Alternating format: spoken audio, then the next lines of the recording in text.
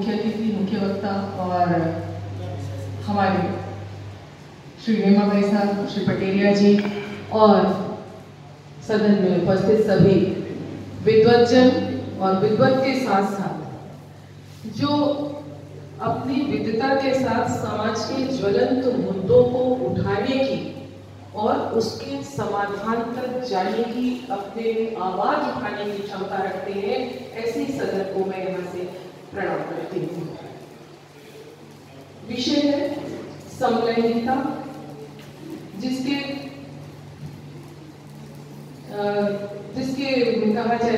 लिए एक रिट दायर हुई सुप्रीम कोर्ट में कि ये एक अलग से विवाह की प्रक्रिया, जो वैवाहिक जोड़े के लिए जो सुविधाएं प्रदान की जाती है कानून के अंतर्गत जो नियम है, वो सब कुछ समलैंगिक जोड़े को भी प्रदान किया जाए।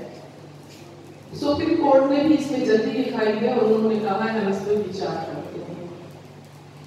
मेरा ये कहना है कि जितनी भी चीजें हैं प्रकृति में, वो दो चीजों से संपूर्णता आती है, दो विरोधी चीजों से ही पूर्णता आती है।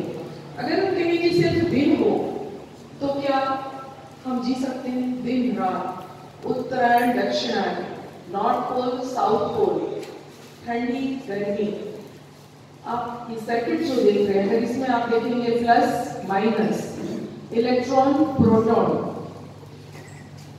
तो हम, और जो न्यूट्रॉन है तो वो तो फिर हमारा थर्ड जेंडर में आ गया। मगर और सबसे बड़ा उदाहरण है कि ये जो प्रकृति हमको सिखाती है, जो सृष्टि का एक संचार का नियम है, चाहे वो जिस भी धर्म को मानने वाले हैं, हम क्या आज कहते हैं मानव 84 लाख होने के बाद मानव का जन्म होता है, तो क्या मानव जानवरों के नीचे जाकर के जिंदगी जिएगा? जानवरों में भी समलैंगिकता नहीं है। आप चाहे किसी पशु पक्षी से लेके किसी को भी देख लीजिए, तो क्या उस इंसान को जिसको इतना बेहतर सारा कुछ बुद्धि दी गई, तो उसकी बुद्धि क्या अवनत की ओर जाएगी? आज इसी विचार के मंथन को लेकर के हम लोग इस विचार संस्था और तमाम जागरूक मंच और के माध्यम से आवाज ऊपर तक जाएगी, क्योंकि ये जन जन की आवाज है और वहां जानी चाहिए जहां इस आवाज को सही दिशा मिलनी चाहिए। व्यक्ति चाहे वो डॉक्टर हो, इंजीनियर हो, न्यायाधीश हो या फिर किसी भी पद पे हो, अगर उसमें संस्कारों में बुनियादी कमी आ जाती है तो हम प्रकृति विरुद्ध नियमों की ओर हम ध्यान नहीं देते। अब मैं बतौर जो परिवार परामर्श केंद्र 15 साल से मैं काउंसलिंग कर रही हूँ, बस उस अनुभव के आधार पर या विश्वविद्यालयों में जो मैं आंतरिक परिवार समिति की समिति हूँ, उसमें जितने केसेस आ रही हैं, चाहे बिना रिफाइनरी, कहीं पे भी जितनी जगह मुझको समाज में निरंतर निस्वार्थ सेवा देते हुए, निःशुल्क सेवाएं देते हुए जो मुझको अनुभव प्राप्त हुआ है, अब इससे विकृति क्या आएगी समाज के अंदर? आप देखिए, छात्रावास में रैगिंग तक अभी सीमित है। जैसे ही बच्चा वहां पे जाएगा, क्या इस समलैंगिकता को एक दबाव बना करके अपराध की गतिविधि शुरू हो जाएगी आगे? और इस अपराध, अभी तो आप देखते हैं कि कितने हमको गलत वीडियोस और कितना ब्लैकमेलिंग चल रहा है। क्या आत्महत्या नहीं बढ़ जाएगी हमारे युवाओं के अंदर, युवतियों में? क्या एक सीनियर लड़की एक जूनियर लड़की के साथ बलात्कार नहीं करने लगेगी? ये बलात्कार की ही संज्ञा में जो बलपूर्वक कार्य किया जाए वो बलात्कार है। ये सारे केसेस, अभी तो जुडिशरी इतने केसेस को तो निपटा नहीं पा रही है। थाने में आपके इतने लोग हैं ही नहीं जो थाने में होना चाहिए, आधे से कम लोग हैं, जिसको मैं खुद देखती हूँ थाने में जब मैं परिवार परामर्श के लिए मैं काउंसलिंग करने जाती हूँ। हर की स्थिति क्या है, परेशान है लोग। तो जब ये स्थिति आ जाएगी, रोज एफआईआर दर्ज शुरू होना होगा, कौन निपटाएगा इसको? ऐसे केसेस में क्या कार्रवाई लगेगी? ये बड़ा ही चिंतनीय विषय है। हम समाज की उस युवा शक्ति को, जिसको कि हमको समाज के निर्माण की ओर जाना चाहिए, क्या समलैंगिकता उस सामाजिक ताने बाने को पूरा तोड़ता हुआ जो सृजन की गति है उसको अवनत की ओर बाधित नहीं कर देगा? निश्चित रूप से ये जो समलैंगिकता में अभी कोर्ट का झुकाव दिख रहा है, एक तरीके से कहा जाएगा, इसको तो रोकना ही पड़ेगा सबको मिलकर। मैं तो अभी इसके लिए प्रश्न बना रही हूं उच्च सुप्रीम कोर्ट चीफ जस्टिस के लिए, मैं इसमें प्रश्न बना रही हूं कि ये जो आपके सामने अभी रखा है कि इस कंडीशन में केस आएगा तो उसका आपके लिए क्या न्यायपूर्ण उत्तर होगा, जब ये अपराध बढ़ेगा तो आपका क्या न्यायपूर्ण उत्तर होगा।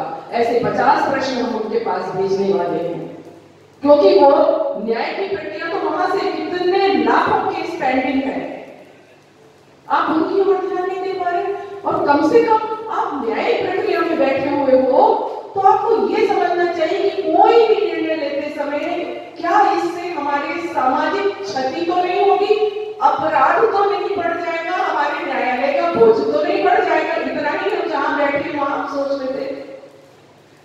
तो ये आज बहुत ही चिंतनीय विषय है, इसके लिए पुरजोर विरोध करना होगा। और विरोध करके हमको जब तक इसको, और इस विरोध के माध्यम से, ये तो एक विषय है, आजकल जिधर देखो वहीं से अनेक विषय उठ रहे हैं जो कि प्रकृति विरुद्ध है, नियम विरुद्ध है, संविधान विरुद्ध है, भारत की आत्मा के विरुद्ध है। तो इसमें जो आवाज पूरे देश से उठ रही है, ये आवाज उन आवाजों को भी दबाने का काम करेगा, उन मनोविकृतियों को भी दबाने का काम करेगा जिसने सोचा है कि समाज सो चुका है भारत का, हम कुछ भी इसके ऊपर आरोपित कर सकते हैं, इसके ऊपर लग सकते हैं। तो मेरे विचार से मैं इसका पुरजोर विरोध करती हूं। और पुनः मैं एक लाइन में इसको समराइज करती हूं कि माननीय उच्च न्यायालय, सर्वोच्च न्यायालय के न्यायाधीश श्रीमान सम्माननीय डीवाई चंद्रचूड़ जी को फिर से विचार करने के लिए जन सामान्य की ओर से ये प्रश्न रखती हूं कि क्या होगा जब ऐसे विवाह होंगे और विवाह के पहले जो दबाव बना के जबरदस्ती विवाह कर लिया जाएगा। अभी आप देखते हैं कि हम तो थाने में देखते हैं कि दैनिक शोषण किया, विवाह के लिए कहा कर लेंगे और उसके बाद जो विवाह नहीं कर रहा, फिर यही चीज तो उस जगह पे लागू होगी, फिर क्या करेंगे। तो ये जो सामाजिक विकृति जन्म ले रही है और जो समाज के अंदर इतना बड़ा दूषित वातावरण निर्मित हो जाएगा कि घर के अंदर बहन बहन नहीं रह सकती, भाई भाई नहीं रह सकते हैं, तो ये क्या होगा। तो ये विचार, ये प्रश्न मैं उन्हीं के सामने रखती हूँ।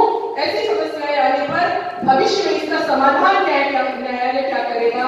और इसी के साथ पुरजोर इस समलैंगिकता के समर्थन का विरोध करती हूँ। आज इस विचार संस्था और जन जागृति मंच और तमाम जो हमारी सागर की संस्थाएं हैं और जितने लोग यहाँ बैठे हुए हैं, सभी अपने में सिर्फ सागर को नहीं, राष्ट्र को समेटे हुए हैं। मैं ही 4 संस्थाओं की राष्ट्रीय पदाधिकारी हूँ, 10-20 संस्थाओं से जुड़ी हुई हूँ। आप सभी भी इसी तरह संस्थाओं के समूह में जो यहाँ बैठे हुए हैं, निश्चित रूप से सागर का ये मंथन परिवर्तन करने में अपनी एक महत्वपूर्ण भूमिका अदा करेगा। भारत माता की भारतीय संस्कृति अमर रहे। बहुत बहुत धन्यवाद, आपने इसके समय लिया। अभी इसी विषय पे चिंतन हेतु 40 महिलाएं बैठी हुई है, बार बार फोन कर रही थी, इसीलिए पप्पू भैया ने कहा आप 2 मिनट बोल के जाए, विचार व्यक्त करके। बहुत बहुत धन्यवाद। 1 बजे में निश्चित रूप से उपस्थित हूँ। बहुत बहुत